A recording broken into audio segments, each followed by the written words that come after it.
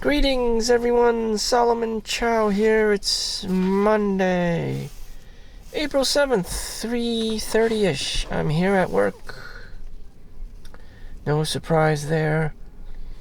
Anyways, a catastrophic financial market meltdown was happening, and things are picking back up real quick. Everyone wants to get in on Nvidia for around $100. I guess that's their best bet. Everyone else, Google's down like 4%, and you can just go on to Finviz, FINFIZ.com, for your best resources, your easiest access, all around information. Just for information. Would that get you rich? No. It might get you 10% APY a year.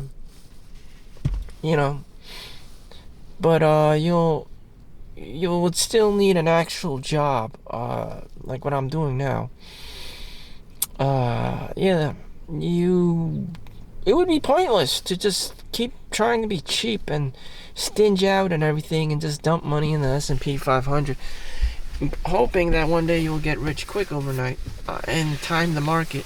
That is just a fantasy most people have about Wall Street. More than likely you'll probably lose more money than what you actually put in.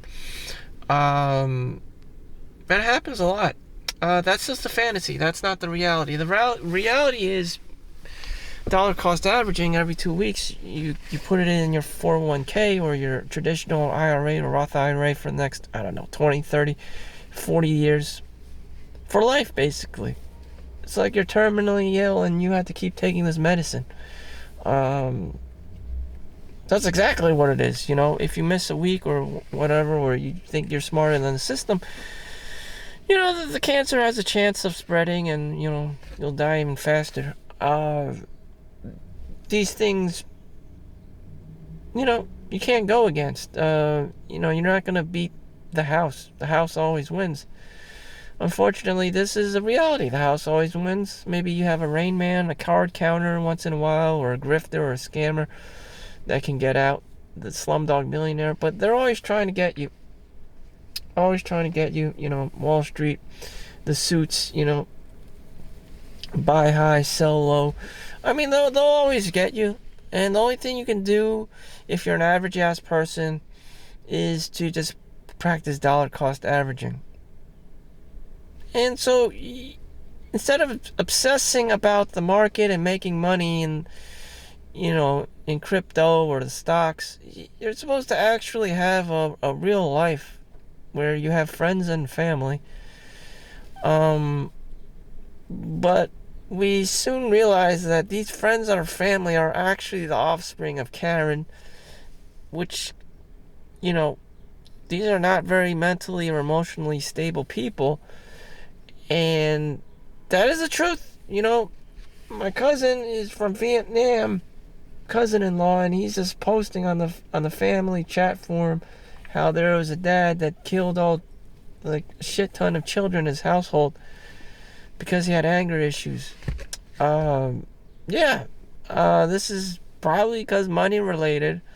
That's a thing, and the stock market did go down, and things probably didn't go his way. And this always happens. And again, you're not supposed to be some kind of gambling addict, especially if you're Asian. It runs in the blood, it runs in the family, and you can just take things way too seriously, like a tiger mom with her children. I mean, you're supposed to have this balanced life, but you became this one-dimensional Chinese Jew who always counts his money, and is just way too serious about stocks and bonds and, real estate and the prices of things. And it's just like, where do you go from there? Violent anger bursts, transferring that energy, primal energy, into beating your own children. It's very sad. Balance, it just doesn't exist in the Asian household. You're either one extreme of the end or the other. You're either a homeless or this money greedy gambling guy.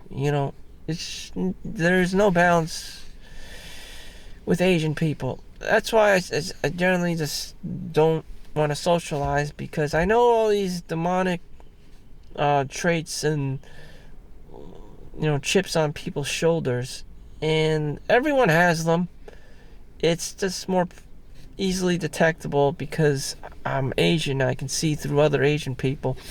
If you have these things going for you. And so there needs to be a diversity of different kinds of people, so that you don't just clump yourselves with other, fucked up Chinese people. Again, there's only two ways of doing this. Either you're homeless or you're one of these, like, greedy ass, cheap motherfucking, like, Chinese. I'm sorry to say, but there's no, like, middle ground. Like, oh, there's this well-balanced Chad. No, it's likely that he's not 100% Chinese. If you're full-blooded Chinese, you'll know about the scarcity mindset, the anti-Lao, how everyone's just starting acting all crazy and shit, like the communists just took over, and you're just trying to, escape or buy your way out. Generational trauma. There you go. So I'm at work. This counts as my overtime. And I just appreciate it.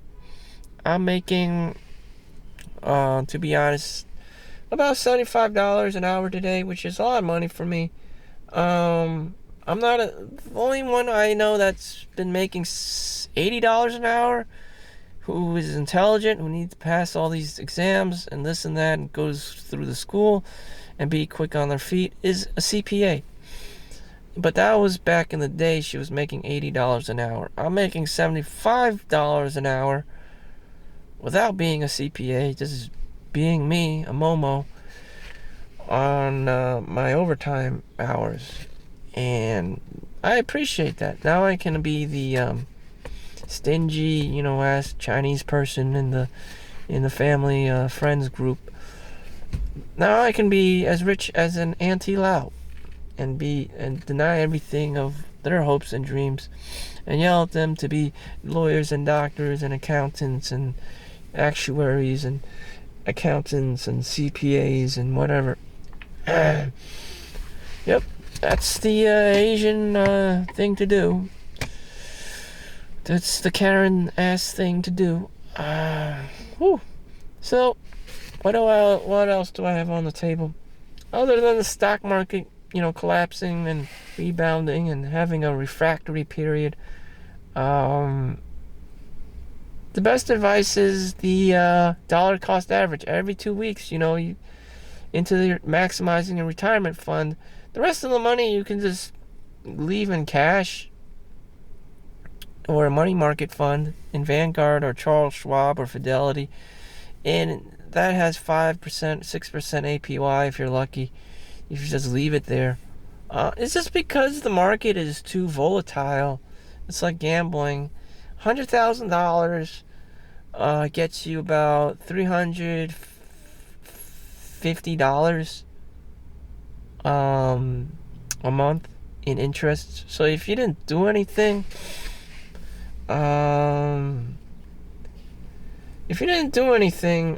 and just left $100,000 in your bank, in your money market fund, that would be about $4,200 of APY interest, and you just just roll it over, just keep stacking the interest year after year, and dumping money in there. But that's only $4,200 extra in excess. So, in other words, you wouldn't care much. It's only if you had $1 million. Let's see. I'm sorry. If you had $1 million, so 350 times 10, you have to 10x that shit, like Grant Cardone. So if you had $1 million, you would have $42,000 in APY interest, just leaving it in an APY account. So, the bare bones minimum of being okay in Karen's needy ass eyes would be $1 million.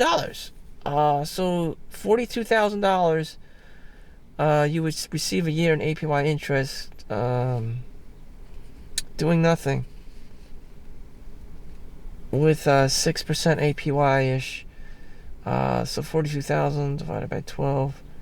So you would get, $3,500 a month doing nothing. Which is even more than some people get with their Social Security check. So that's the goal. $1 million.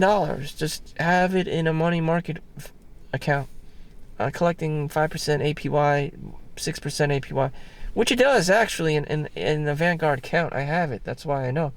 Those are the actual realistic numbers. Robinhood may be like 5%.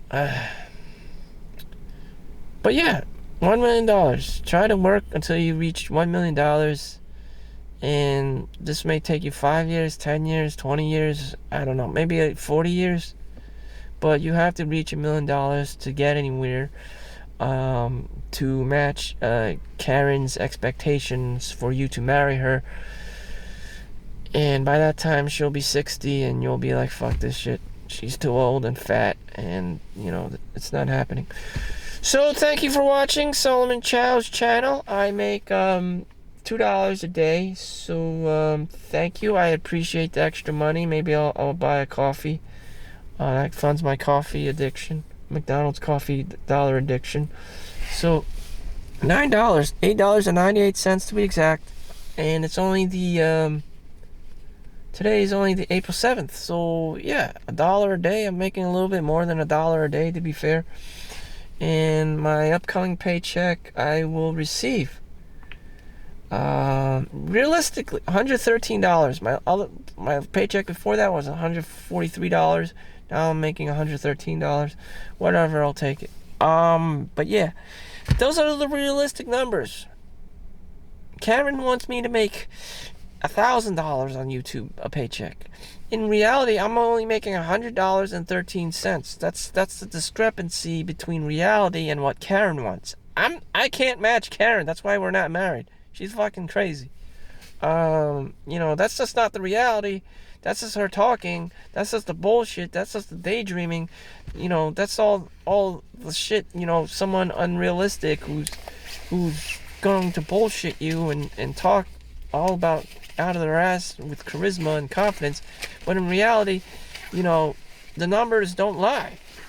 I'm only worth $113 on YouTube. So thank you for watching. Gotta go to work, gotta clock in, keep grinding, keep shining, don't quit your day job. Thank you for watching. Good luck if you even have a job anymore. Peace out.